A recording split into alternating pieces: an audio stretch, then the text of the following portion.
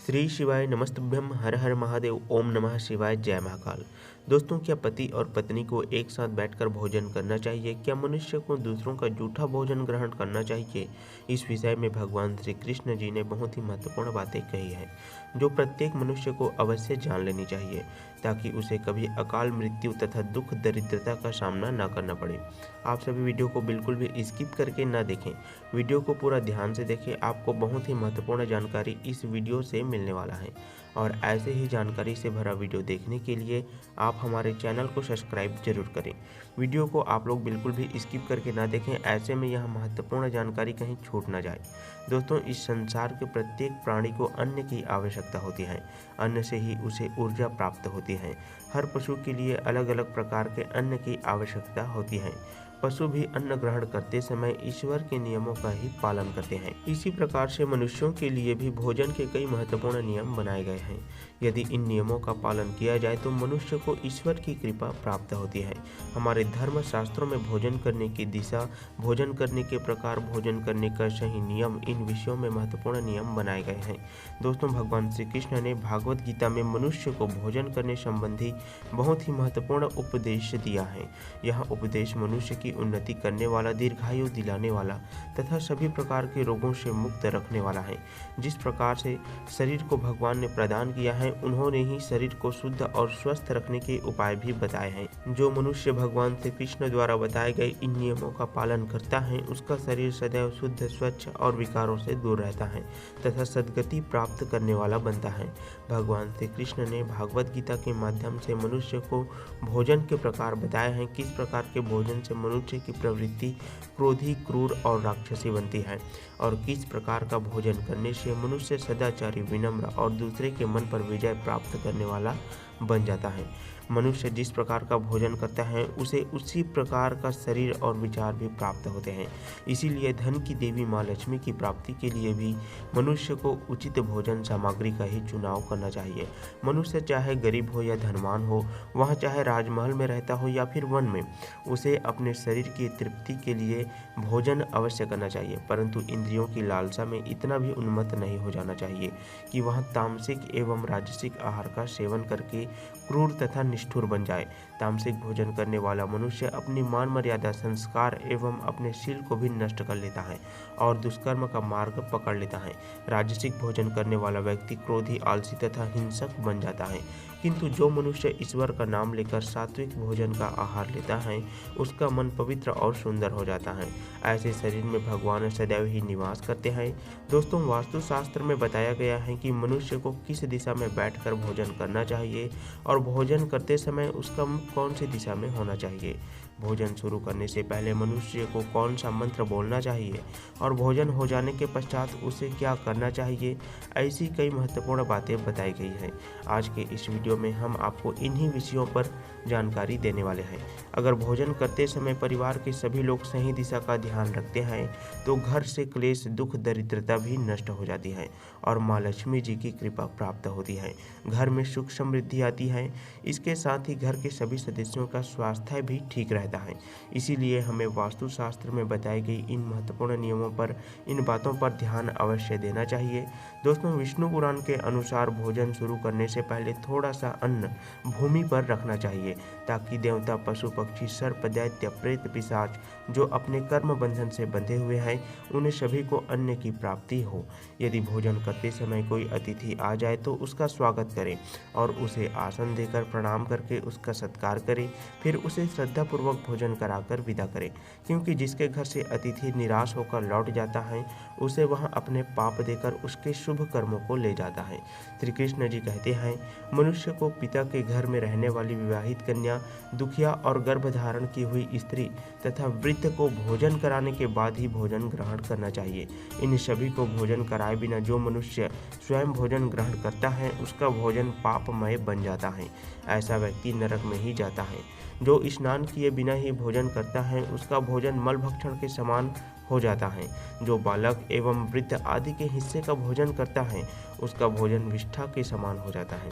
और जो बिना दान किया ही भोजन ग्रहण करता है, उसका भोजन विष के समान बन जाता है। मनुष्य को कभी भी दुराचारी व्यक्ति द्वारा दिया गया अथवा दूसरों के द्वारा अपमानित करके दिया गया भोजन कभी भी ग्रहण नहीं करना चाहिए। मनुष्य को चाहिए कि परोसे हुए भोजन का अग्रभाग अग्नि को देकर ही भोजन करना चाहिए। भोजन को एकाग्रचित होकर करना चाहिए। प्रथम मीठा, फिर लवण और खट्टा और अंत में कटु एवं तीखे पदार्थ का सेवन करें। प्रथम 3 निवाले मौन होकर ग्रहण करने चाहिए। ऐसा करने से व्यक्ति के सभी पाप कर्म तुरंत नष्ट हो जाते हैं और भगवान की कृपा से उसे जीवन भर कभी भी अन्न की कमी महसूस नहीं होगी।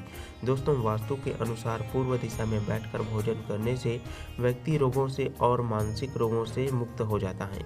बीमार बुजुर्गों को पूर्व की ओर मुख करके भोजन अवश्य करना चाहिए। इससे उनके स्वास्थ्य में सुधार होता है, क्योंकि पूर्व दिशा उगते हुए सूर्य की दिशा होती है और सूर्य देव बल, आरोग्य और दीर्घायु प्रदान करते हैं। अगर कोई व्यक्ति व्यवसाय में तरक्की चाहता है अथवा नौकरी की तलाश में है तो उसे उत्तर दिशा की ओर मुंह करके भोजन करना चाहिए। उत्तर दिशा माँ सरस्वती की दिशा है। इससे उस व्यक्ति को कार्यों में सफलता प्राप्त होती है। ध्यान रहे, दक्षिण दिशा की ओर मुख करके भोजन न करे। यह दिशा यम की दिशा है। वास्तु शास्त्र के अनुसार टूटे फूटे बर्तनों में भोजन नहीं करना चाहिए। यह दुर्भाग्य को निमंत्रण देता है। भोजन हमेशा स्वच्छ थाली में ही करना चाहिए। गंदी थाली में भोजन करने से जीवन में दुर्भाग्य आता है। एकादशी के दिन तामसिक अन्न का सेवन न करे। शास्त्रों के अनुसार जो मनुष्य एकादशी के दिन तामसिक अन्न अर्थात मांस का सेवन करता है, लक्ष्मी उसे छोड़कर चली जाती है। भोजन का अपव्यय करना शास्त्रों में अनर्थ माना गया है। इसीलिए थाली में जितना आवश्यक हो उतना ही भोजन ले। अगर कोई व्यक्ति साथ में भोजन कर रहा हो तो उसका भोजन समाप्त होने तक उठकर नहीं जाना चाहिए। इससे पितृदेव नाराज हो जाते हैं।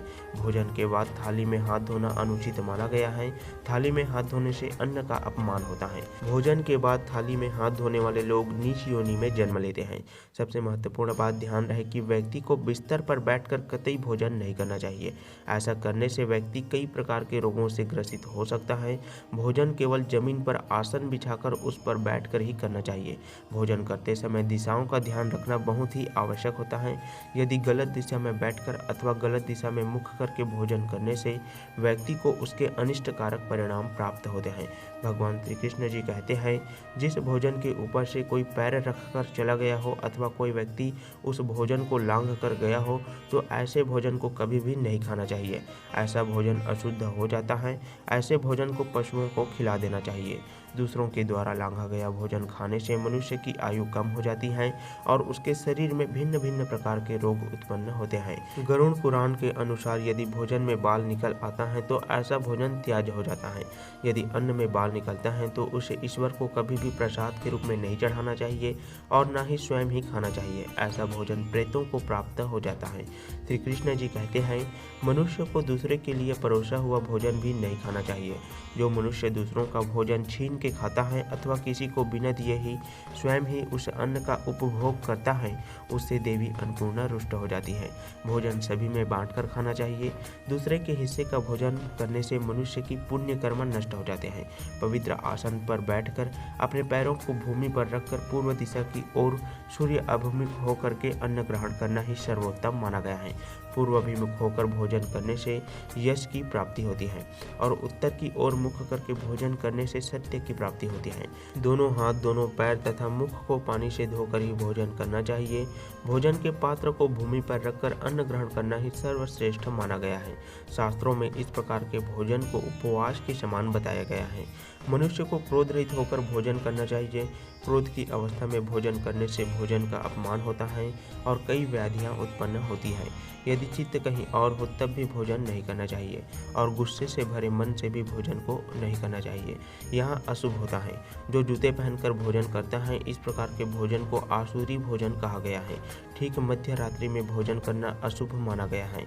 यदि पेट खराब हो तब भी भोजन नहीं करना चाहिए। गीले वस्त्र पहन करके भी भोजन करना अशुभ होता है। दूसरों के लिए परोसा गया भोजन कभी भी नहीं खाना चाहिए। सोते हुए खड़े होकर टूटे फूटे पात्र में अथवा हाथ पर रखकर भोजन ग्रहण करने से दरिद्रता आती है। भोजन करते समय वेदों का उच्चारण नहीं करना चाहिए। शास्त्रों के अनुसार स्त्री को पति के भोजन के बाद ही भोजन कर लेना चाहिए। यदि पति घर से दूर रहता हो तो पति को ध्यान करके भोजन ग्रहण करने चाहिए। इससे पति की आयु लंबी होती है और स्त्री सदा सुहागन रहती है। पति से पहले भोजन करना शास्त्रों में शुभ नहीं माना गया है। इससे पति की आयु कम हो जाती है। इसके साथ ही विष्णु पुराण के अनुसार पति और पत्नी को एक साथ बैठकर भोजन नहीं करना चाहिए। ऐसा करने से दोनों में क्लेश और विवाद होता है। अंधकार में अथवा आकाश के नीचे बैठकर भोजन नहीं करना चाहिए। भोजन करते समय सिर पर छत अथवा वृक्ष की छाया अवश्य होनी चाहिए। विष्णु पुराण के अनुसार केवल एक वस्त्र पहनकर भी भोजन नहीं करना चाहिए, यह अनुचित होता है। अथवा नग्न अवस्था में भोजन ग्रहण करना अशुभ होता है, इससे जीवन में दुर्भाग्य आता है। सवारी पर बैठकर अर्थात किसी वाहन में बैठकर भी भोजन ग्रहण करना अनुचित होता है। साथ ही साथ शैया पर बैठकर भोजन करने से व्यक्ति की आयु कम हो जाती है। हंसते हुए अथवा रोते हुए भोजन करना अनिष्टकारक होता है, इससे गले में अन्न फंसकर प्राण जाने की संभावना भी या खतरा भी बना रहता है। तो दोस्तों, इस प्रकार से शास्त्रों में भोजन के संबंध में बहुत ही महत्वपूर्ण नियम बनाए गए हैं। उम्मीद है कि आपको यह जानकारी अच्छी लगी होगी और ऐसे ही महत्वपूर्ण जानकारी प्राप्त करने के लिए आप हमारे चैनल को सब्सक्राइब जरूर करें। आप हमारे चैनल में जाकर के बाकी के वीडियो को भी जरूर देखें, जिससे आपको नई नई जानकारी मिलती रहे। वीडियो को लाइक करें और कमेंट में जय श्री कृष्ण अवश्य लिखें। जो भी कमेंट में जय श्री कृष्ण लिखता है, कृष्ण भगवान उसकी मनोकामना को पूरी कर देना। साथ ही चैनल को सब्सक्राइब करना ना भूलें।